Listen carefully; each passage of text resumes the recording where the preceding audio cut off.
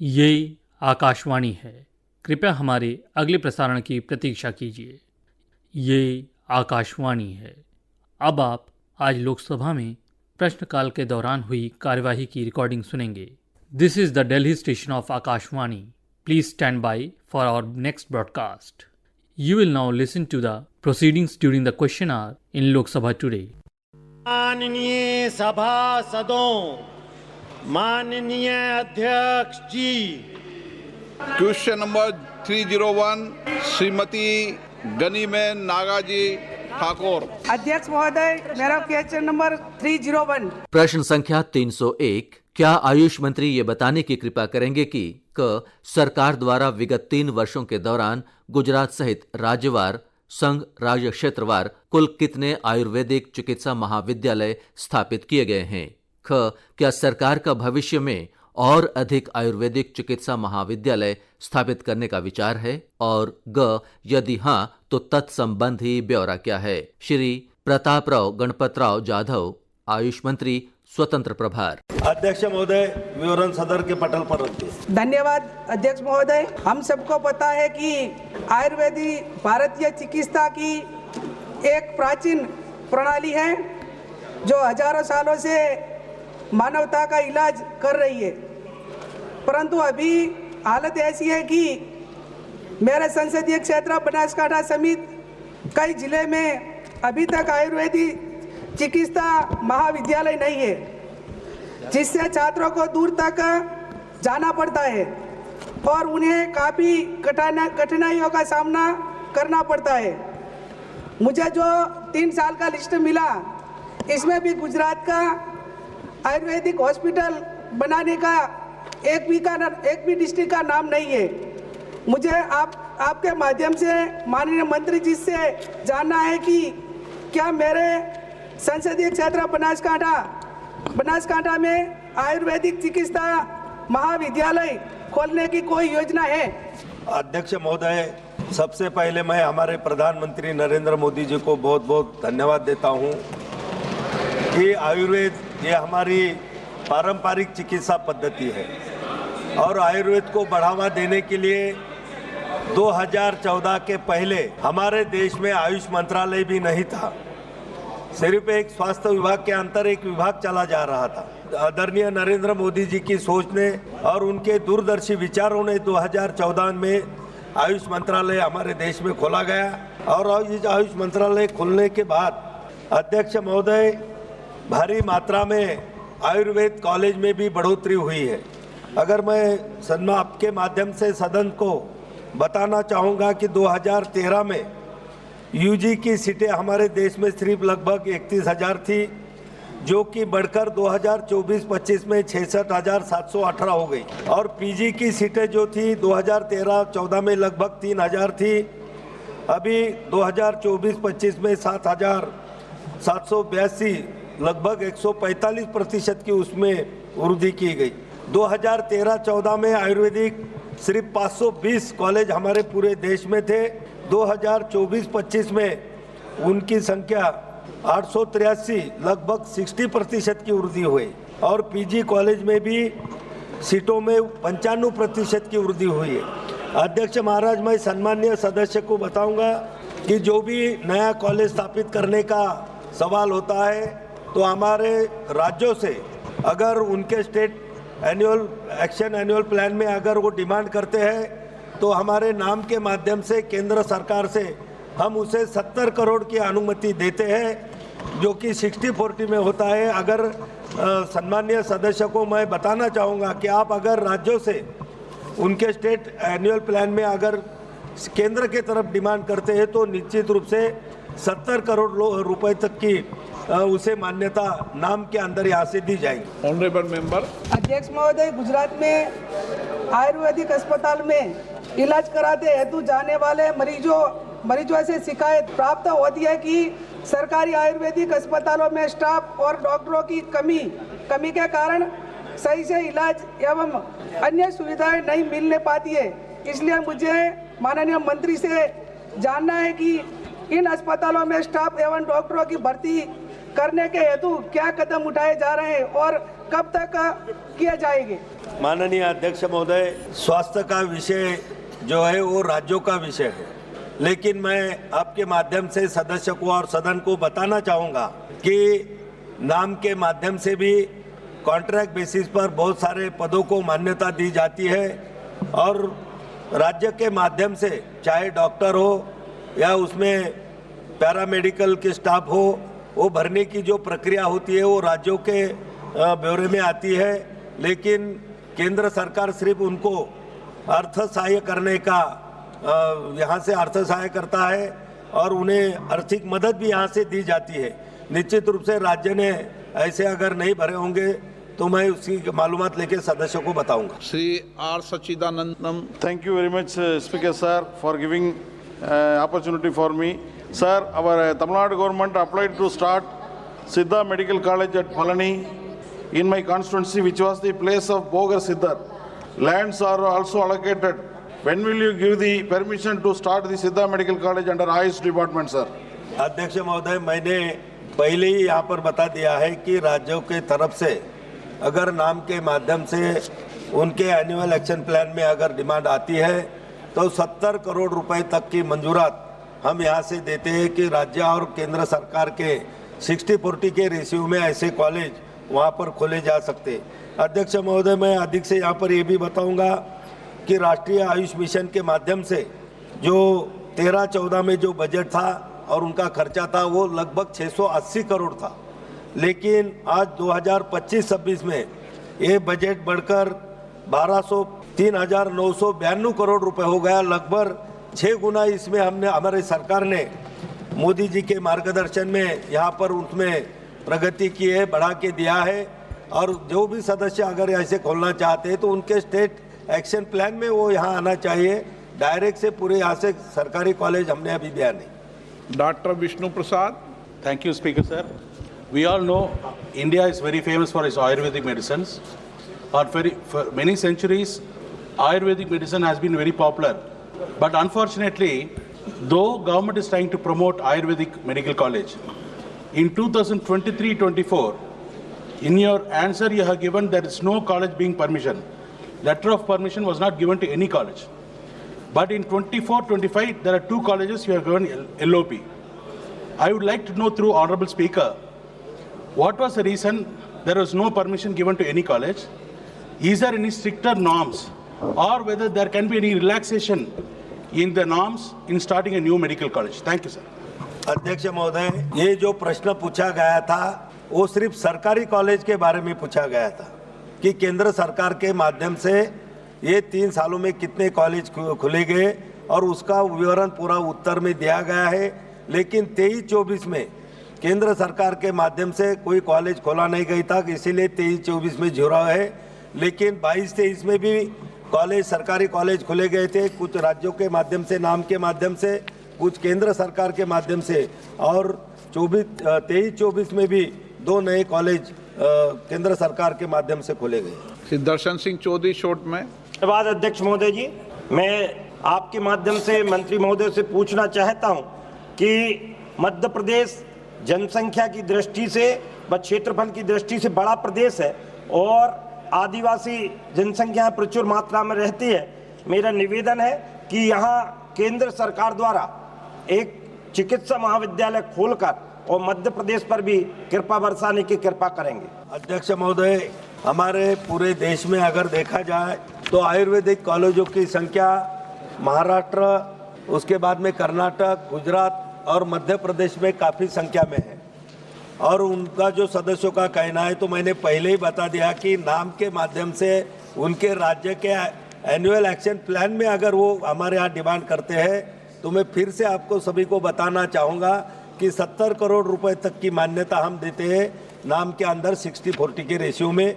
उनको भी अगर उनके ऐसे इलाके में कॉलेज चाहते हैं तो राज्यों की तरफ से प्रस्ताव भेजें। Question number 302 Shri Vaijayant Panda. Sir, question number 302। प्रश्न संख्या 302। क्या स्वास्थ्य एवं परिवार कल्याण मंत्री ये बताने की कृपा करेंगे कि क्या असम के चाय कामगारों को तपेदिक होने के बाद फंगल संक्रमण होने का खतरा है, और यदि हाँ तो तत्संबंधी ब्यौरा क्या है, और ख सरकार द्वारा इस संबंध में कामगारों की सहायता के लिए क्या कदम उठाए गए हैं, उठाए जाने का विचार है। माननीय मंत्री जी, श्रीमती अनुप्रिया पटेल, स्वास्थ्य परिवार कल्याण राज्य मंत्री। Is laid on the table of the House. Sir, I thank the Honorable Minister for the very detailed response about the steps being taken by the Union Health Ministry on the scourge of TB. Sir, for a very long time, the problem with TB has been that a very large number of cases remained undetected. And it has been reported that the TB Mukt Abhiyan has targeted this and has been identifying a lot of cases which can be treated. The figures reported that in this TB Mukt Abhiyan, 5 lakh screening camps have been held and 6 crore individuals have been screened. 2 lakh new cases have been found. I would like to ask the Honorable Minister that this is a very good first step of identifying the cases. What are the steps being planned and what is the roadmap ahead for addressing the treatment of these individuals so that we can really become TB Mukt in Bharat? Speaker, sir, we started with the National TB Elimination Program and we are moving fast in the direction of creating a TB-free India by 2025. I would like to begin by quoting some of the achievements of India in respect of TB elimination, which are being lauded in the WHO Global TB Report. Today in India, with the consistent efforts of the government, the incidence rate has gone down by 17.7%. TB mortalities have reduced by 21.4%. TB treatment coverage has expanded by 32% between the year 2015 and 2023. And even the MDR TB cases have gone down by 20%. Insofar as the detection of the missed cases is concerned, sir, we have brought down from the missing cases from 15 lakhs to 2.5 lakh. And it is the constant effort of the government that we continue to find these missing cases for which active screening is required. We lately launched the 100 days intensified campaign in 347 high burden prioritized districts, wherein we went on specially to the vulnerable groups of population. We carried out active screening, and as soon as these cases are diagnosed, we try to put them on treatment and also link them to the nutritional support. I would like to quote some of the achievements of the 100 days campaign, sir, how we have progressed in this campaign. This campaign will end on after 2 days on the 24th of March. इस campaign में sir हमने 7,47,000 निक्षय शिविर conduct किए। इसके अलावा 9 करोड़ 2 लाख हमने नए patients की स्क्रीनिंग की है वल्नरेबल पॉपुलेशन में, और नए जो पेशेंट्स हमारे नोटिफाई हुए हैं वो 3 लाख से ज़्यादा हैं। नए निक्षय मित्र हमारे रजिस्टर हुए हैं जो 1 लाख से ज़्यादा हैं, और फूड बास्केट्स जो हम निक्षय पोषण योजना में डिस्ट्रीब्यूट कर चुके थे लगभग 25.5 लाख, अभी इस प्रोग्राम के अंतर्गत हमने 2,83,000 से ज़्यादा बास्केट्स डिस्ट्रीब्यूट किए हैं। तो ये हमारे 100 डेज़ का कैंपेन स्पेशली इसलिए चलाया गया है जिससे कि जो छिपे हुए केसेस हैं उनको हम ढूंढकर उनकी एक्टिव स्क्रीनिंग कर सकें। और मेरे सीनियर मिनिस्टर नड्डा जी ने स्पेशली इस कैंपेन के दौरान देश भर के सारे मुख्यमंत्रियों से बात की, and a lot of line ministries were involve. They were also appealed so that we could do more and more active screening, and the moment we do early diagnosis, we put them on treatment, and now treatment facilities are available up to the level of Ayushman Arogya Mandir also. Sir, this detection of undetected cases, as I said, is a very big first step, and the Honorable Minister has pointed out the steps that are being planned. My question is regarding the NTEP, the National Tuberculosis Elimination Program. And in relation to this, the Nikshay Poshan Yojana, which the Honorable Minister referred to, has this amount of 1,000 rupees a month, which I think is a very important aspect because people suffering from TB are often unable to work. This financial assistance is very important. I would like to ask the Honorable Minister, what are the number of patients that are being assisted by this financial assistance, and is this being done through DBT or through some other method? So nutrition is a very big risk factor for TB cases, TB patients. Drugs तो हमें देने ही है, but at the same time we also have to provide right amount of nutrition to the TB patients. for which Government of India under the NTEP started giving a financial incentive of 500 rupees, which has lately been enhanced to 1000 rupees. And I'm very happy to state that we have disbursed so far 3,635.29 crore amount through DBT to 1.24 crore TB patients so far. I would also like to mention here, sir, in respect of nutrition, that there are patients who are severely malnourished and whose body mass index is less than 18.5. For them, we have introduced an energy-dense nutrition supplement which is provided in the first 2 months of the treatment. Third important thing is, sir, the nutrition food basket, which was up till now given to only TB patients, now we have extended it to the family members, the close contact of the TB patients also. Shri गौरव आदरणीय अध्यक्ष महोदय, धन्यवाद। मंत्री के उत्तर में programme का विवरण है, लेकिन जो माननीय सदस्य मेरे से पहले जो डिटेल्स की जो मांग कर रहे थे, संख्या की जो मांग कर रहे थे, उसका विवरण नहीं आया है। कहीं चाय बागान के जो श्रमिक हैं, ज़्यादातर महिलाएं हैं, उनमें अनीमिया और ट्यूबरकुलोसिस की बहुत बड़ी समस्या है। और यहाँ पे उत्तर में टी गार्डन के अस्पतालों का विवरण है, लेकिन उन अस्पतालों में डॉक्टर कितने हैं उसका विवरण नहीं है, डॉक्टर वहाँ पे नहीं है। और ट्यूबरकुलोसिस जो है, क्योंकि वो पानी से जुड़ा हुआ है, वहाँ पे ना ड्रिंकिंग वाटर का उन्होंने सप्लाई पर उन्होंने ध्यान दिया है, ना जो आपका प्रश्न क्या है? सर मैं आ रहा हूँ सर। और जो नाले हैं, नाले में जो गंदगी है, गंदगी जो गंदा पानी है जो बहता नहीं है, बारिश के समय जो पूरा पानी आ जाता है, उसके कारण टीबी होता है। क्योंकि ये सारे चीज़ें इनके उत्तर में विवरण, उनका विवरण नहीं हुआ है, इसलिए मैं बोल रहा हूँ कि उन्होंने टी गार्डन को स्पेसिफिक लेके उनको एक असेसमेंट करना चाहिए और टी गार्डन अस्पतालों में डॉक्टर की जो कमियां हैं उसको ये गंभीर रूप से लें और गंदी नालों के कारण जो आज टीबी का समस्या फैल रहा है उस पर ये और अपना जोर से ये एक सेंट्रल टीम असम में पहुंचाए। माननीय मंत्री जी। श्री जगत प्रकाश नड्डा, स्वास्थ्य परिवार कल्याण मंत्री। माननीय सदस्य बहुत तजुर्बेकार हैं और इन्होंने उत्तर भी बहुत तफसील से पढ़ा है। यह प्रश्न ट्यूबरकुलोसिस से जुड़ा हुआ है, डॉक्टर की कमी से नहीं जुड़ा हुआ है। और डॉक्टर्स का प्रोविजन करना स्टेट गवर्नमेंट का काम होता है। हमारा नेशनल हेल्थ मिशन में यू कोट वी पे, हम जो डॉक्टर के साथ नेगोशिएट होता है, कॉन्ट्रैक्चुअल डॉक्टर हो चाहे परमानेंट डॉक्टर हो, उनको लगाना उनकी जिम्मेवारी है। जहाँ तक निक्षय का सवाल है, ट्यूबरकुलोसिस पानी से नहीं आता है, ये एयरबोर्न है और एयर में वो भी क्लोज कांटेक्ट में आने पर उसको वो ट्यूबरकुलोसिस को का फैलता है, जिसका माननीय मंत्री जी ने बहुत विस्तृत उत्तर दिया है कि किस तरीके से हम ट्यूबरकुलोसिस को एड्रेस कर रहे हैं। और जब ये बता रही थी तो वो एड्रेस हम चाय के बागानों में भी कर रहे हैं। फ़र्क क्या है वो हमको समझना चाहिए। ट्यूबरकुलोसिस में पहले हमारी एक्टिव स्क्रीनिंग, कोई पेशेंट आ गया तो उसको आपने इलाज कर दिया। हमारे गरीब लोग प्राइवेट में जाते थे और प्राइवेट में उनको खांसी है, बुखार है, उन्होंने 4 दिन दवा ली और 4 दिन दवा लेने के बाद वो ठीक हो गए, फिर से काम में चले गए। They were tuberculosis patient, they became resistant to tuberculosis medicine और वो रिकरिंग में आने लगे। तो हम ट्यूबरकुलोसिस को बढ़ाने लगे। हमने क्या स्टेप लिया? स्टेप ये लिया कि ट्यूबरकुलोसिस का पेशेंट प्राइवेट में भी जाएगा तो उसको नोटिफाई करना पड़ेगा और नोटिफाई करने के लिए हम डॉक्टर को भी इंसेंटिवाइज करेंगे और डॉक्टर को वो उसको दवा पूरी कोर्स कराए, इसके लिए भी हम उसको प्रोत्साहित करेंगे। नंबर 1। नंबर 2, पहले स्प्रूटम से हम चेक करते थे जिसमें लंबा वो लगता था। अब हमने ट्रूनैट, सीबीनैट और अब हम पैथो डिटेक्ट पर आ गए हैं।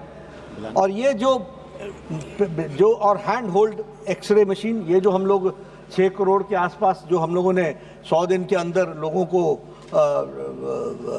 स्क्रीन कर लिया, ये हैंड होल्ड एक्सरे मशीन के कारण और एआई के कारण हम कर पाए हैं। तो ये दूसरा इंटरवेंशन हुआ है कि हम डिटेक्शन की स्क्रीनिंग को हम कम समय में ज़्यादा कर सकते हैं। अब हमारे पास एक ऐसी मशीन आ गई है जो एक साथ 32 सैंपल को स्क्रीन कर सकती है। It can screen 32 samples together. ये चाय बागान में भी दिया, चाय बागान में भी 100 ऐसे। गौरव गोगोई जी हमारे माननीय गौरव गोगोई जी हमारे बहुत सम्मानित सदस्य हैं। यह विषय राजनीति करने का नहीं है। यह विषय आपको चाय बागान में ओके माननीय मंत्री जी, आपको माननीय सदस्य को चाय बागान में टीबी मुक्त भारत में किए गए सारे इनिशिएटिव्स की डिटेल जानकारी मैं दे दूंगा। Okay, thank you. लेकिन आप जब मैं बात कर रहा हूं, मैं उसमें उसकी सीरियसनेस को आप समझिए। पहला बात तो ये हो गई कि हम डिटेक्शन में हम स्क्रीनिंग हमने बढ़ा दी। दूसरा, जो पोषण के बारे में हमारी माननीय मंत्री जी ने कहा कि हम not only we are giving 1000 rupees to the patient, but Nikshay Mitra के तहत हम सारे परिवार को हम पोषण कर रहे हैं ताकि वह हेल्दी फैमिली बन करके आगे बढ़ सके। ये दूसरा इंटरवेंशन है। तीसरा है BPAL-M रेजिमेंट, जिसमें हम दवाई जो लंबे समय तक खानी पड़ती थी उसका हम शॉर्टर रेजिमेंट लेकर के आ रहे हैं ताकि वो जल्द से जल्द ठीक हो सके और इफेक्टिव हम दवा दे सके। इस तरीके का हमने उसमें कार्यक्रम किया है और इस कारण से कम समय में हम ट्यूबरक्लोसिस को डिटेक्शन के साथ साथ उसका क्योर करने के लिए करने का व्यवस्था की गई है, जो चाय बागानों में भी की गई है। आपने डॉक्टर्स की बात की, आपको मैं बताना चाहता हूं कि मोबाइल मेडिकल यूनिट्स चाय बागानों में स्पेशली चल रहा है। गवर्नमेंट ऑफ आसाम का एक MOU हो रखा है हॉस्पिटल्स जो चाय बागान में हैं उनके साथ। तो हमारे चाय बागान के लोग जो वल्नरेबल, जब मैंने कहा वल्नरेबल पॉपुलेशन, तो वल्नरेबल पॉपुलेशन में चाय बागान के गार्डन के टी वर्कर्स भी आते हैं, तो उनके लिए हमने स्पेशल ड्राइव ले रखा है। हम सारे देश से जब हम ये आंकड़े आपके सामने ट्यूबरक्लोसिस के रख रहे हैं, जिसके बारे में हमारी मंत्री महोदया ने आपके सामने कहा है, 12.6 crores have been screened in a less than a period of 100 days, और जिसमें से 6,90,000 लोगों को टीबी से डिटेक्ट कर लिया गया है और उनका ट्रीटमेंट शुरू हो गया है, which includes चाय बागान। Question number 303, doctor Namdev Kirsan. Sir, question number 303। प्रश्न संख्या 303। क्या स्वास्थ्य एवं परिवार कल्याण मंत्री ये बताने की कृपा करेंगे कि क देश में गैर संचारी रोगों से होने वाली मौतों की संख्या वर्षवार कितनी है? ख सरकार द्वारा देश में असाध्य रोगों के बारे में जागरूकता पैदा करने और इनमें कमी लाने के लिए क्या उपाय किए गए हैं, किए जाने का विचार है? और ग इस तथ्य के दृष्टिगत कि स्वास्थ्य सेवा पर व्यक्तिगत रूप से किया जाने वाला खर्च अभी भी बहुत अधिक है, क्या सरकार की देश में किफायती और सुदृढ़ स्वास्थ्य सेवाएं प्रदान करने की कोई योजना है? और यदि हाँ, तो तत्संबंधी ब्यौरा क्या है? माननीय मंत्री जी। श्री जगत प्रकाश नड्डा, स्वास्थ्य एवं परिवार कल्याण मंत्री। विवरण सदन के पटल पर रखा गया। Honourable member. Sir, the total budget allocation on health and family welfare is 95,957 crores, out of which 14.26%, that is 9,406 crores allocation is given to the Ayushman Bharat Pradhan Mantri Jan Arogya Yojana. And everybody knows that CAG had found 300 crore scam and in this Ayushman Bharat Yojana, and out of 6.66 crores claims processed by the National Anti-Fraud Unit, 2.7 lakhs claims found from the private hospitals amounting to rupees 562.4 crores were found to be inadmissible. So this amount is siphoned more than 500 crores rupees and committed the fraud. And even most of the amount is crores of rupees are spent on the advertisement. My specific question to the Honorable Minister is whether the government, instead of spending on advertisement on such schemes where the frauds is committed near about more than 500 crores rupees, आप The government- माननीय whether- सदस्यगण, my question मैंने is- पहले भी आग्रह किया, संक्षिप्त में प्रश्न पूछो, संक्षिप्त में जवाब मंत्री। Sir, my दोनों specific संक्षिप्त में पूछो। My specific question is whether the government will utilize maximum fund of budget allocation to create the infrastructure and facilities माननीय मंत्री जी, to treat all kind of diseases आप in लंबा all पूछेंगे तो government आपको and medical सप्लीमेंट भी नहीं college मिलेगी। hospitals. चलिए माननीय मंत्री जी। सबसे पहली बात तो यह है कि माननीय सदस्य ने नॉन कम्युनिकेबल डिजीज के बारे में प्रश्न पूछा और जो उनका सप्लीमेंट्री है वो प्रधानमंत्री जन आरोग्य योजना के बारे में है और उसमें भी फ्रॉड के बारे में है, which is a separate question. I would like that he should ask it separately and the answer will be given separately. As far as the non communicable diseases are concern, Bharat सरकार की जो ICMR की report है उसके अनुसार non communicable diseases में 1990 में 37% incidents थे, वो 2016 में बढ़कर के 61.8% हो गए हैं. सीरियस कंसर्न ये है कि हमारी लाइफस्टाइल डिजीजेज बढ़ रही हैं और वो लाइफस्टाइल डिजीजेज हमारे खान पान एक्टिविटीज़ उन सब से जुड़ा हुआ है और ये हमको सबको कलेक्टिवली ही एड्रेस करने की आवश्यकता है.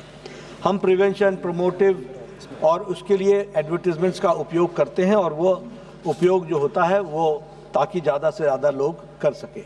लेकिन फिर भी मैं ये ज़रूर बताना चाहूँगा कि हमारे यहाँ आयुष्मान आरोग्य मंदिर हैं, AAM आयुष्मान आरोग्य मंदिर, इनकी संख्या है 1,75,000 और ये 1,75,000 आयुष्मान आरोग्य मंदिर में हम This is the first contact between the citizen and the health facility. इस contact point पर हमारी कोशिश है कि at the age of 30 everybody should be screened. उसकी screening होनी चाहिए ताकि हम पता लगा सके कि ये healthy lifestyle से बाहर जा रहा है patient. तो at the age of 30 if it is detected, we can advise him, we can counsel him so that he does not enter into that area. हम बताना चाहेंगे कि 34 हाइपरटेंशन, अब सॉल्ट का इंटेक इतना बढ़ गया है और हमारा लाइफस्टाइल इतना बढ़ गया है कि हम हाइपरटेंशन बढ़ रहा है. अभी तक हम लोगों ने 35 करोड़ लोगों को स्क्रीन कर लिया है और उसमें से 4 crore 2 lakh people, 20 lakh people have been found which are suffering from hypertension. तो वो हमने उनको दवाई पर डाल दिया है. उसी तरीके से 35 crore have been screened for diabetes, अध्यक्ष महोदय, और उसमें से 2 करोड़ 60 लाख लोग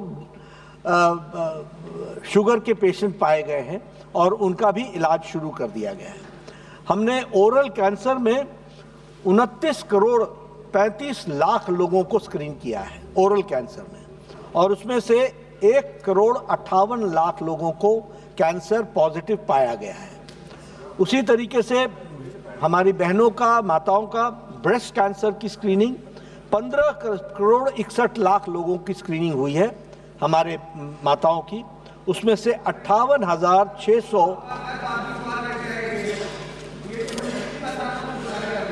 चन्नी साहब, आप मुख्यमंत्री रहे हैं, आप अगर इसकी तुसी अगर इसकी व्यापकता नहीं समझो तो बहुत बड़ी गलती हो जानी. समझो तुसी इसकी जानकार बनो. सर्विक्स कैंसर हमारी बहनों का 9 करोड़ 52 लाख का हम लोगों ने स्क्रीनिंग की है और उसमें से डायग्नोज 93,000 लोगों को किया गया है. अदर इनिशिएटिव्स भी लिए गए हैं, ईट राइट मूवमेंट, आज से कुछ कम, इस तरीके के नॉन कम्युनिकेबल डिजीजेस को हम उसको जोड़ रहे हैं. एक मेरा निवेदन है आप सबसे, यहाँ सभी सदस्यों से, मैं सबके बारे में विचार भी रखता हूँ और इच्छा रखता हूँ कि सब स्वस्थ रहें. आप सबसे भी मेरा निवेदन है कि साल में एक बार अपना थॉरो मेडिकल चेकअप जरूर कराइए और हमारे स्वास्थ्य मंत्रालय इसके लिए तैयार बैठा है. आप इसका उपयोग करें. यहाँ बैठे लोगों में भी बड़ी संख्या में लोग ओवरवेट, नहीं खुद का मत कराए, अपनी जनता का कराओ. पहले ये तो अपनी जनता का तो जरूर कराएं, लेकिन खुद का भी करा लें. यहाँ बैठे लोग भी बहुत ओवरवेट हैं, तो तभी सेवा हो पाएगी. जब ये स्वस्थ रहेंगे तभी सेवा हो पाएगी. और भारत सरकार की जनता की चिंता स्वास्थ्य मंत्रालय पूरी कर रहा है। Doctor B Shabari. नहीं, सही कहा मंत्री जी ने, स्वास्थ्य मंत्रालय आपके ऐसे कामों में सहयोग करेगा। Thank you, Speaker, sir. I would like to ask the Honorable Minister through you, sir. As mentioned, the deaths due to non-communicable diseases. दूसरा have increased. सप्लीमेंट्री इसलिए नहीं दिया जाएगा कि आपने लंबा क्वेश्चन पूछा। So, the deaths due Okay, to non-communicable diseases have increased from 1990 to 2016, sir. Even cancer comes under non-communicable disease. आएगा। Thank you, Speaker, sir. I would like to ask the Honorable Minister through you, sir. As mentioned by the Honorable Minister that non-communicable diseases deaths due to it has been increased. Cancer also comes under non-communicable diseases. But however, we see that Tertiary Cancer Care Center shows decline in the funds from 175 crores in 2019 to 100 crores in 2024, sir. And also government has proposed the cancer daycare centers. What is the action plan of action and how far have we reached, sir, to prevent cancer? Thank you, sir. Sir, there is no decrease in the facilities for cancer treatment and for cancer detection. For the NCDs, there are 770 district NCD clinics. We have got 372 daycare centers and 6,401 NCD clinics at CHC level. We have 19 state cancer centers and 20 tertiary cancer centers. Along with this, all 22 All India Institute of Medical Sciences have got a full-fledged oncology department working for detection and for curing the cancer with high-quality equipments. As for, I would also like to share that the National Cancer Institute Jhajjar, वो state of the art Haryana में झज्जर में बना है। मैं सब लोग कोई मरीज के रूप में नहीं, लेकिन उसको देखने के लिए ज़रूर जाइए। दुनिया के कैंसर इंस्टीट्यूट्स में से one of the institute cancer खड़ा हुआ है, जो and it has got the capacity of 1460 beds.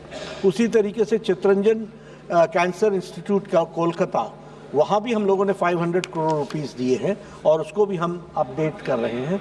इसके साथ साथ हम डिस्ट्रिक्ट हॉस्पिटल्स में भी अभी हम लोगों ने कहा है कि मैडम निर्मला सीतारमण जी ने कहा कि हम हर डिस्ट्रिक्ट में डे केयर सेंटर खोलेंगे जहां हम कीमोथेरेपी के इलाज को हम करेंगे।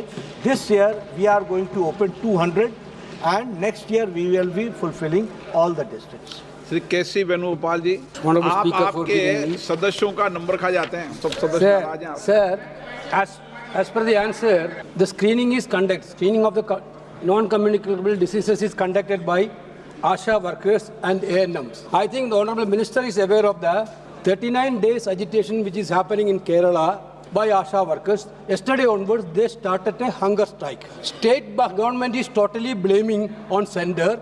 Sender is blaming on state. This blame game will not help to solve the crisis, sir.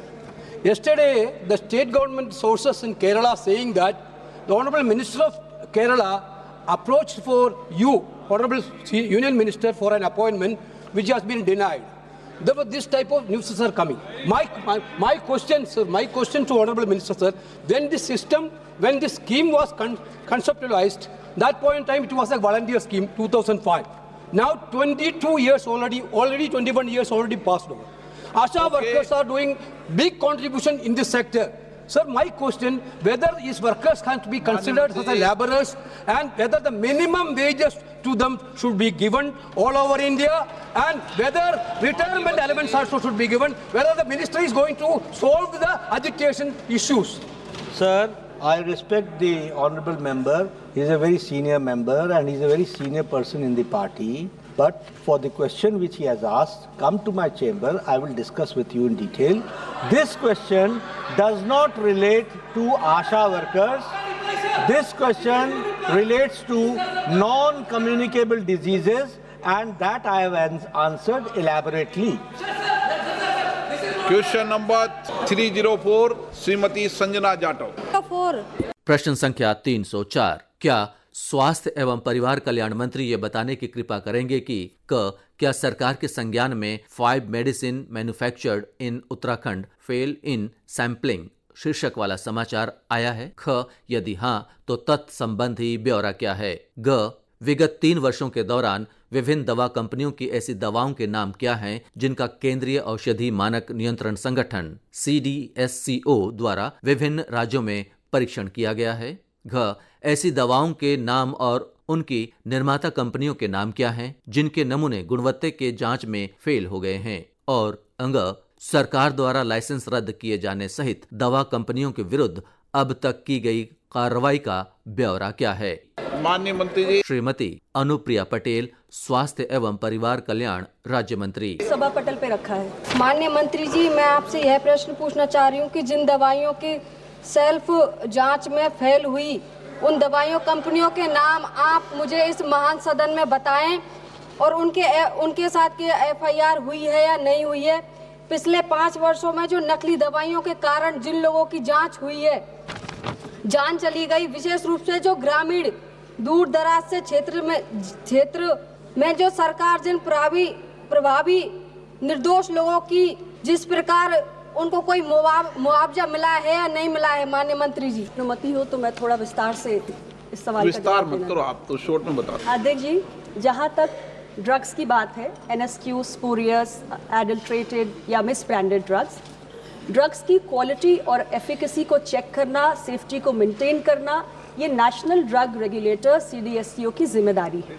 ये प्रक्रिया लगातार चलती है। इसके तहत मार्केट सर्वेलेंस की हमारी एक एक्टिविटी है जिसके तहत हम सैंपल्स को ड्रॉ करते हैं, उनकी टेस्टिंग करवाते हैं और अगर वो NSQ, एडल्ट्रेटेड, मिसब्रांडेड या स्पूरियस पाए जाते हैं तो हम एक मंथली बुलेटिन अपना चलाते हैं, ड्रग अलर्ट, जो कि cdsco.gov.in हमारी वेबसाइट पर उपलब्ध है।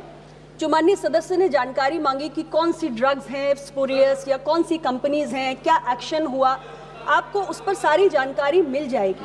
मैं वेबसाइट में आप हम हर महीने ये जानकारी अपने वेबसाइट पर ड्रग अलर्ट की हेडिंग में डालते हैं, किसके खिलाफ एक्शन हुआ, किस कंपनी के खिलाफ हुआ, कौन सी ड्रग अप्रोप्रिएट नहीं पाई गई, ये हम निरंतर जानकारी अपलोड करते हैं।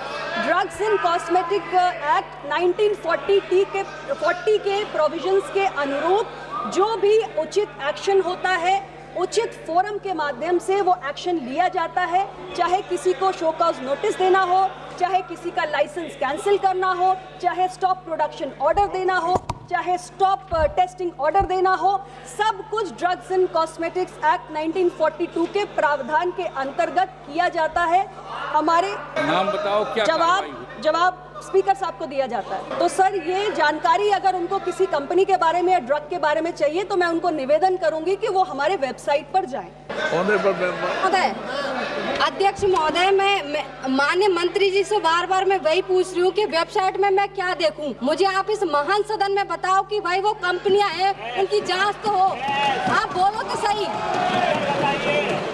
सर, मेरे पास पूरी एग्जॉस्टिव लिस्ट है सर, इतने सारे स्टेट्स हैं, इतनी सारी कंपनीज है। अब अगर मैं पूरी लिस्ट निकाल के पढ़ना शुरू करूंगी तो सदन का वक्त यहाँ जाया होगा। आप इनको भिजवा देना। मैं आपको भिजवा दूंगी सारी लिस्ट। आपको कितने साल का ब्यौरा चाहिए? हर महीने का ब्यौरा भिजवाऊंगी, हर राज्य का ब्यौरा भिजवाती हूँ। जिन कंपनीज के खिलाफ एक्शन हुआ है, हर कंपनी का, हर ड्रग का डिटेल मैं माननीय सदस्य को भिजवा दूंगी। शशि थरूर जी। Thank you very much, Honourable Speaker.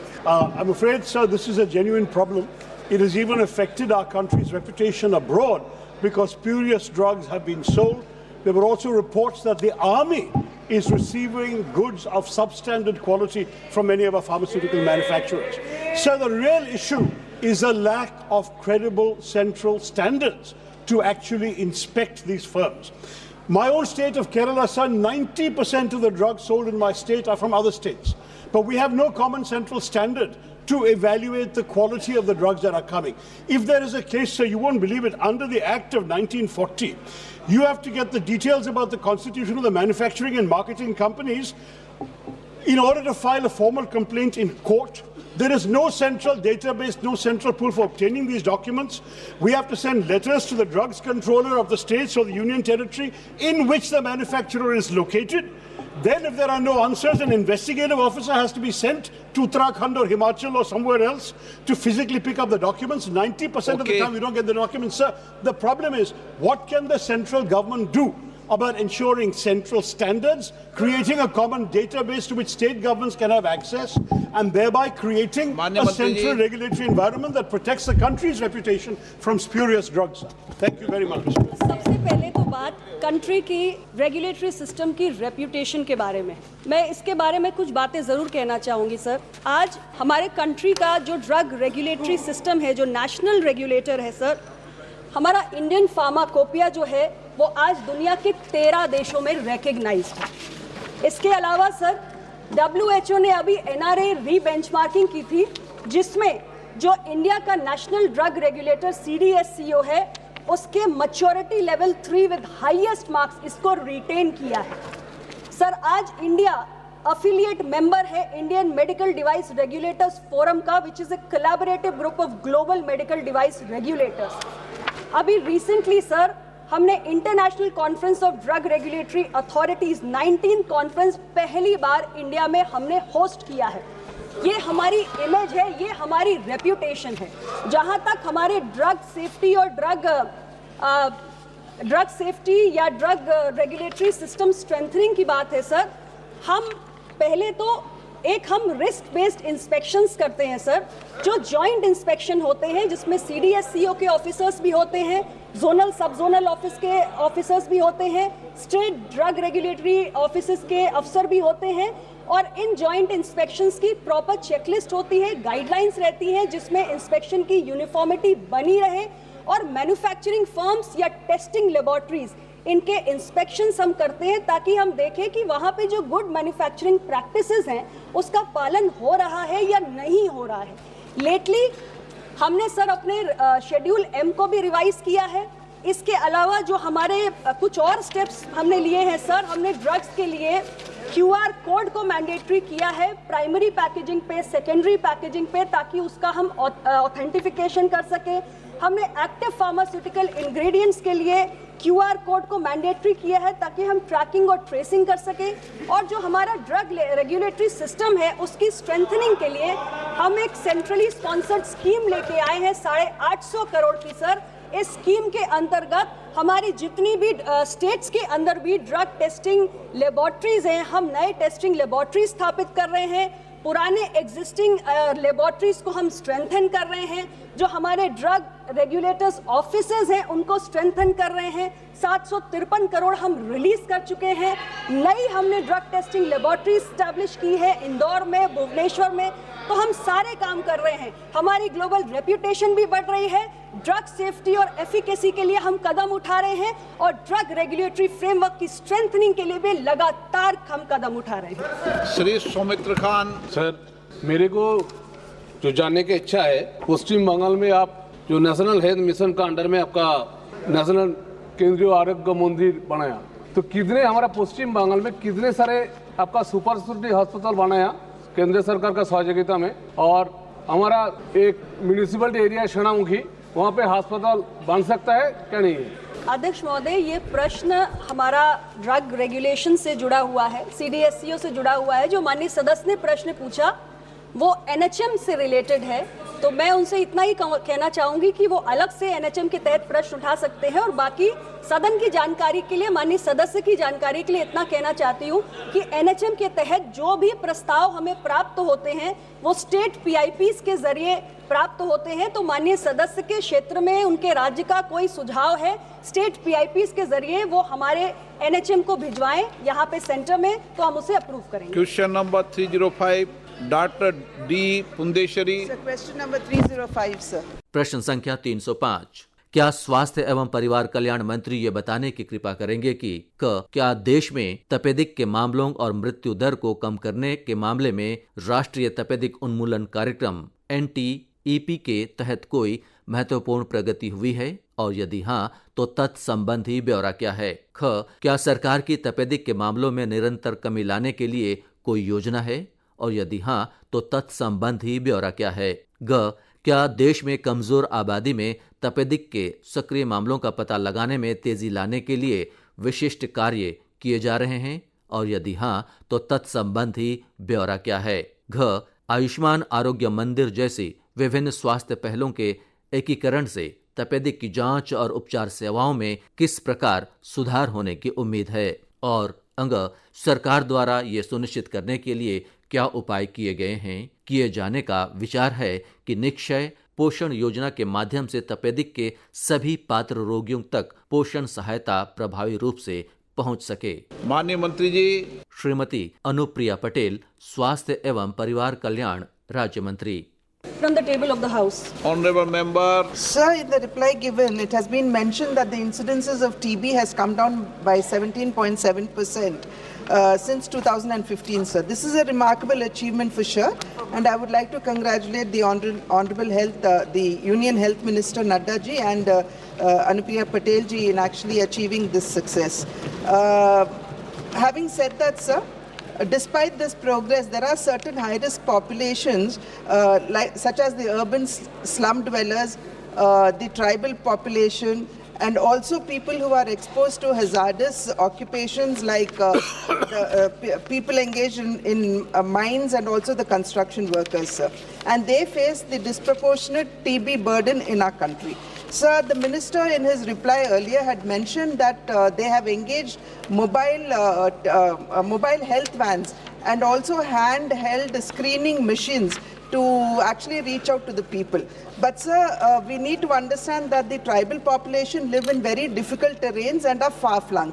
So my question would be as to how successfully have these mobile vans and the handheld TB screening machines reached the tribal areas, sir? And what are the measures taken to bring in awareness, to improve awareness in the tribal people, because they go by traditions and they do not believe in the modern technologies and interventions. Thank you, sir. अध्यक्ष महोदय, मैंने अभी पूर्व के प्रश्न में बहुत विस्तार से 100 days intensified campaign के बारे में बताया था. Under this campaign, our special focus was on the vulnerable groups.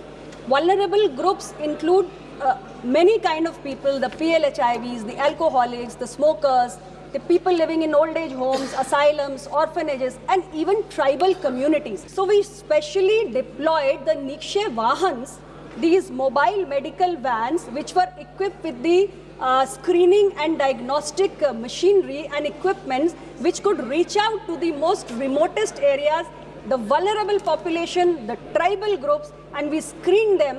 And we have been able to screen a large number of people. I just quoted the figure. My senior minister said 11 crore people have been screened under this 100 days effort.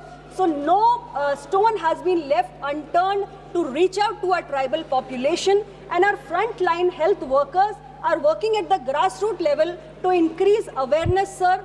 We are also involving the community because we understand alone government cannot make this happen. So community involvement is also been given a lot of emphasis, and now community engagement, it has become a Jan Andolan. So awareness is not really an issue. जल्दी किया करें, बहुत लंबा करते हैं. माननीय made great strides in TB control.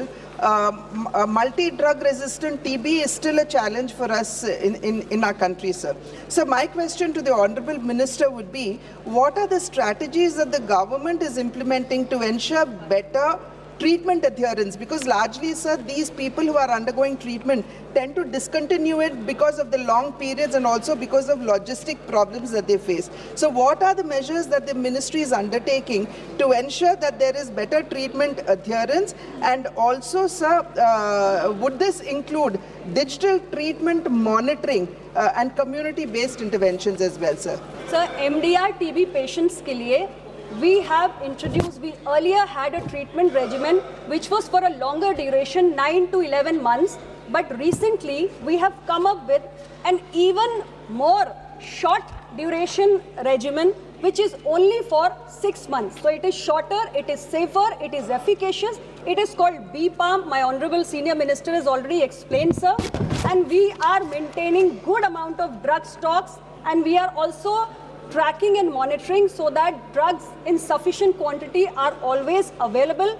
We have also enhanced the number of the MDR TB treatment centers in the country from 126 to 826. Shri Gurjeet Singh Aujla. Thank you speaker साहब. मेरा आपके जरिए मंत्री जी से सवाल है कि बॉर्डर एरिया में अमृतसर में जो हॉस्पिटल है टीबी का 1937 का बना हुआ देश की आज़ादी से पहले का, 100 का प्रावधान है बेड का वहाँ, लेकिन सर हालत बहुत पतली है, गरीब लोग ज्यादा वहाँ आते हैं। मेरा सवाल यही है कि टीबी की दिक्कत बॉर्डर एरिया के क्योंकि डेवलपमेंट कम है, सर सरकार कोई प्रावधान कर रही है कि ऐसे हॉस्पिटल जो बॉर्डर एरिया में है, जो देश की आजादी से पहले नॉर्दर्न इंडिया का बड़ा हॉस्पिटल है सर उसके लिए सरकार को ध्यान देगी, उसके प्रोफेसर भी कम है, फैकल्टी भी कम है सर। Thank you. मंत्री जी एक स्पेसिफिक अस्पताल के बारे में आपने पूछा है, मैं माननीय सदस्य को आपके माध्यम से अनुरोध करूंगी कि वो मुझे लिख कर दे, मैं इसके बारे में जानकारी कर लेती हूं और इसमें जो भी स्ट्रेंथनिंग के लिए जरूरी है वो हम कोशिश करेंगे। Question number 306 doctor Shivaji Bandappa Kalge. Question number 306 sir. प्रश्न संख्या 306, क्या स्वास्थ्य एवं परिवार कल्याण मंत्री ये बताने की कृपा करेंगे कि क विशेषकर महाराष्ट्र के संभाजी नगर जिले और संघ राज्य क्षेत्र दादरा और नगर हवेली जिले सहित राज्य संघ राज्य क्षेत्रवार किलकारी कार्यक्रम किस तारीख को शुरू किया गया है और इसमें कौन कौन से राज्य शामिल हैं? ख किलकारी कार्यक्रम से देश में मातृ एवं शिशु स्वास्थ्य संबंधी चुनौतियों का समाधान किस प्रकार होता है? ग क्या उक्त कार्यक्रम के तहत स्वास्थ्य सेवाओं के लिए सफलतापूर्वक संचालित कोल सेवाओं से अब तक उक्त कार्यक्रम की समग्र पहुंच और प्रभावशीलता पर असर पड़ा है? और घ यदि हाँ तो तत्संबंधी ब्यौरा क्या है? माननीय मंत्री जी। श्रीमती अनुप्रिया पटेल, स्वास्थ्य एवं परिवार कल्याण राज्य मंत्री। Statement is laid on the table of the house. Honourable member. Thank you sir. सबसे पहले तो मैं किलकारी प्रोग्राम जो गवर्नमेंट ने लॉन्च किया है उसके लिए सरकार का अभिनंदन करता हूं। अध्यक्ष महोदय, मैं आपके माध्यम से स्वास्थ्य मंत्री जी से जानना चाहता हूं कि लातूर में किलकारी कार्यक्रम के तहत कितने प्रतिशत गर्भवती महिलाओं को लाभ मिल रहा है, उनकी संख्या कितनी है। साथ में मैं ये भी जानना चाहता हूं कि मेरे संसदीय क्षेत्र लातूर में किलकारी कार्यक्रम से मातृ एवं शिशु मृत्यु दर में कितनी कमी आई है, उसकी संख्या कितनी है। Thank you sir. अध्यक्ष महोदय, मैं किलकारी कार्यक्रम के बारे में थोड़ा सा बताना चाहती हूँ। किलकारी कार्यक्रम जो है इसकी शुरुआत हमने 2016 में की। एक मिनट प्रोफेसर साहब, आप प्रोफेसर हैं, सवाल मंत्री जी से पूछा था, स्पीकर से नहीं पूछा था। चलो। अध्यक्ष महोदय, please listen to me, hear me out, I am telling you. Kilkari कार्यक्रम डिजिटल इंडिया इनिशिएटिव के अंतर्गत एक मोबाइल बेस्ड सर्विस है जिसमें हम जो हमारी एक्सपेक्टेंट मदर्स हैं उनको free of cost weekly 72 audio messages भेजते हैं to enhance their awareness and the awareness of their family members about good care during pregnancy and also healthy practices for the newborn. These messages are specially tailored as per the gestational period and they start around the second trimester of pregnancy, which is extremely critical period. Sir, इस किलकारी programme के अंतर्गत अभी जो 27 राज्यों में चलाया जा रहा है, 13 लैंग्वेजेस में चलाया जा रहा है, हमने बहुत सारे सक्सेसफुल कॉल्स किए हैं और इसका इतना बड़ा इम्पैक्ट है कि गर्भवती महिलाओं ने, उनके परिवार ने ऑडियो मैसेजेस के माध्यम से जो महत्वपूर्ण जानकारी या एडवाइस हम उनको देते हैं उसका पालन किया है और इससे हमारे मैटरनल और चाइल्ड हेल्थ इंडिकेटर्स में असर पड़ा है. हमारे IMR और MMR के इम्प्रूवमेंट का एक बहुत बड़ा कारण एक कंट्रीब्यूशन किलकारी प्रोग्राम का भी है. माननीय सदस्य ने स्पेसिफिकली अपने संसदीय क्षेत्र के बारे में पूछा है कि कितनी महिलाओं को कॉल्स गए हैं. मेरे पास अभी वो रेडी डेटा इनके संसदीय क्षेत्र का नहीं है, लेकिन मैं आपको इसमें भिजवा दूंगी. सप्लीमेंट्री. मैडम, मैं और पूछना चाहता हूं कि कोई भी सरकारी प्रोग्राम अगर आप लॉन्च करते हो तो उसके लिए सही इंफ्रास्ट्रक्चर नीचे रहना, मौजूद रहना जरूरी है. हमारे चुनाव क्षेत्र में जहां पर पिछले 10 साल से सिविल हॉस्पिटल की कमी है, प्राथमिक आरोग्य केंद्रों की कमी है, MPWs की कमी है और ANM की कमी है. ऐसी परिस्थिति में प्रोग्राम, कोई भी प्रोग्राम सरकारी उस एरिया में अच्छी तरह से चलाना मुश्किल है. ऐसी परिस्थिति में क्या आप सेंट्रल गवर्नमेंट की तरफ से स्टेट गवर्नमेंट को ये सब चीज़ों में इम्प्रूवमेंट करने के लिए आदेशित करेगी? Thank you.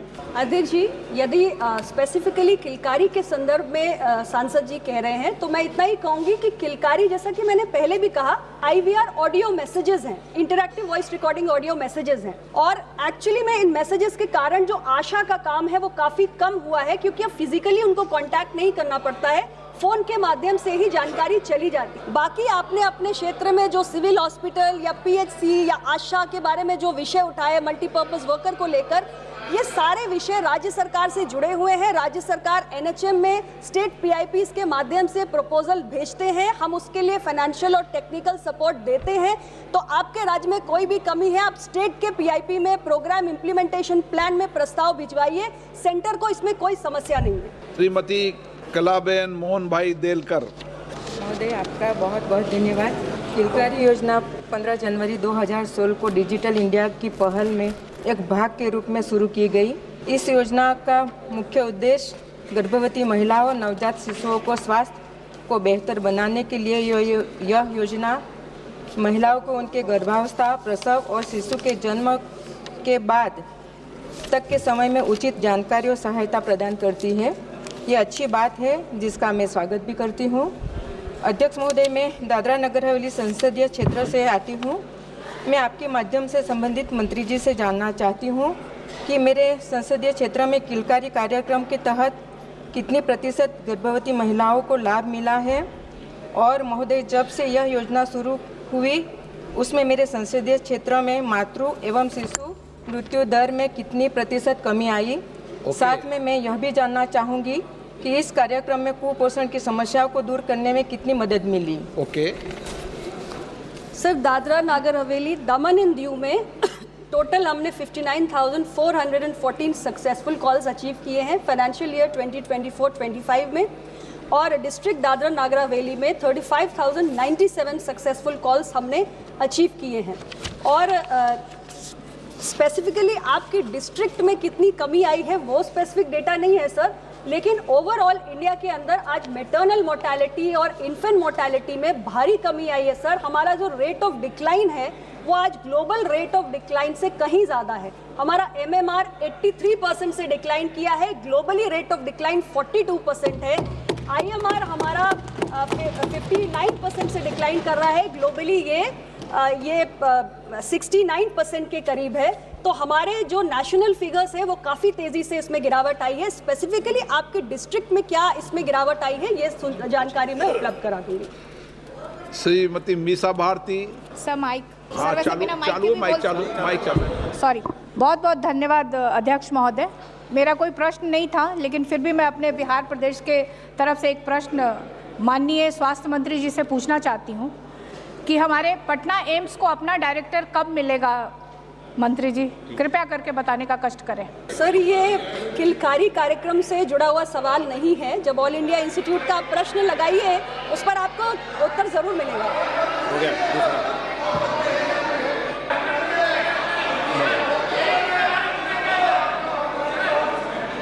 श्री जगत प्रकाश नड्डा, स्वास्थ्य एवं परिवार कल्याण मंत्री। एम्स में डायरेक्टर थे, एक कारण से उनको वहां से हटाया गया है, बहुत जल्द नया डायरेक्टर लगा दिया जाएगा। श्री चंद्रशेखर जी। धन्यवाद अध्यक्ष जी संरक्षण के लिए। मेरा सवाल माननीय मंत्री जी से ये है कि अभी आशा बहनों का जिक्र हुआ, उनके कार्य को हम लोग समझते हैं। मैं आपसे जानना चाहता हूं कि आशा बहनों के मानदेय वृद्धि का कोई कार्यक्रम आपके पास है? उनका वेतन वृद्धि किया जाएगा, वो ऐसे ही मिनिमम वेतन में अपना जीवन जो है बदहाल होता रहेगा उनका? बस मेरा आपसे जानने का ये सवाल है माननीय मंत्री जी की आशा बहनों के वेतन वृद्धि कोई कार्यक्रम आपके पास है या नहीं? धन्यवाद। सर, आशा बहनों के संबंध में नड्डा जी ने ऑलरेडी पहले उत्तर दे दिया है, ये इस विषय से संबंधित नहीं है। मैं सिर्फ इतना ही कहना चाहती हूँ कि आशा हमारी फ्रंटलाइन हेल्थ वर्कर है, जो फर्स्ट पॉइंट ऑफ कांटेक्ट है ग्रामीण महिलाओं, बच्चों के लिए, अन्य लोगों के लिए, स्वास्थ्य सुविधाओं के लिए, और हमारे तमाम कार्यक्रमों के इम्प्रूवमेंट्स में उनका बहुत बड़ा योगदान है। सरकार उनके प्रति संवेदनशील है, और इस विषय पर माननीय मंत्री जी ने पहले ही कह दिया है कि विषय से जुड़ा नहीं है, इससे अलग से बात हो जाएगी तो जो भी सरकार का पर्सपेक्टिव है वो माननीय सदस्य को सूचित कर दिया जाएगा। Question number 3071 Hema Malini. अध्यक्ष महोदय, मैं माननीय मंत्री जी का धन्यवाद करना चाहती हूँ। पहले प्रश्न संख्या बोल दें आप। 307। प्रश्न संख्या 307। क्या स्वास्थ्य एवं परिवार कल्याण मंत्री ये बताने की कृपा करेंगे कि क्या राष्ट्रीय स्वास्थ्य मिशन NHM से मानव संसाधन का विस्तार करने और गंभीर स्वास्थ्य समस्याओं का समाधान करने और स्वास्थ्य संबंधी आपात स्थितियों के लिए एकीकृत प्रतिक्रिया को बढ़ावा देने के प्रयासों के माध्यम से देश में सार्वजनिक स्वास्थ्य से संबंधित बेहतर परिणाम हासिल करने में महत्वपूर्ण योगदान मिला है? ख, यदि हां तो तत्संबंधी ब्यौरा क्या है? ग, क्या विगत कुछ वर्षों में उक्त मिशन के माध्यम से देश में मातृ एवं शिशु स्वास्थ्य रोगों के उन्मूलन तथा स्वास्थ्य सेवा संबंधी बुनियादी ढांचे सहित स्वास्थ्य के विभिन्न क्षेत्रों में अत्यधिक सुधार और प्रगति हुई है? और घ, यदि हां तो तत्संबंधी ब्यौरा क्या है? माननीय मंत्री जी। श्री जगत प्रकाश नड्डा, स्वास्थ्य एवं परिवार कल्याण मंत्री। विवरण सदन के पटल पर रख। माननीय सदस्य, मेरे प्रश्न का जवाब बहुत ही स्पष्टता और विस्तार से उत्तर दिया है, इसके लिए बहुत बहुत धन्यवाद। प्रधानमंत्री नरेंद्र मोदी जी के निर्णायक नेतृत्व में स्वस्थ भारत के निर्माण की दिशा में तेजी से आगे बढ़ रही है। मेरा पहला सप्लीमेंट्री क्वेश्चन है आयुष्मान भारत योजना से संबंधित। एक ही सप्लीमेंट्री मिलेगा, 12 बज गई, आप छोटे पूछ ले। बोलो, समाप्त करें। जल्दी बोल दिया महोदय। आप पढ़ के मत बोलो, बिना पढ़ के पूछ लो। लेकिन शिकायतें आती है कि दिस इज अबाउट 50 करोड़ लाभार्थी के साथ आयुष्मान भारत योजना दुनिया की सबसे बड़ी स्वास्थ्य योजना है, लेकिन इसका सफलता बहुत ही सफल है, लेकिन फिर भी बहुत सारी शिकायतें हैं इसमें।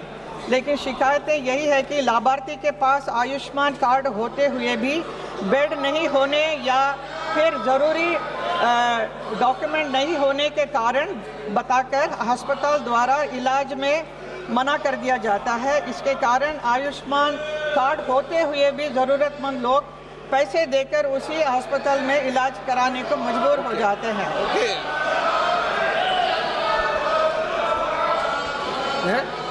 आयुष्मान भारत लगभग 63 करोड़ लोगों को फैसिलिटेट कर रहा है। कोई केस हो तो आप मुझे अलग से बता दें, but 63 crore people are being given the benefit of Ayushman Arogya Mandir, Ayushman Jan Arogya Yojana, which is the world's largest health coverage program, which we have to understand. प्रश्नकाल समाप्त। अभी आप आज लोकसभा में प्रश्नकाल के दौरान हुई कार्यवाही की रिकॉर्डिंग सुन रहे थे। You were listening to the proceedings during the question hour in Lok Sabha today. This broadcast came to you from Delhi station of Akashvani.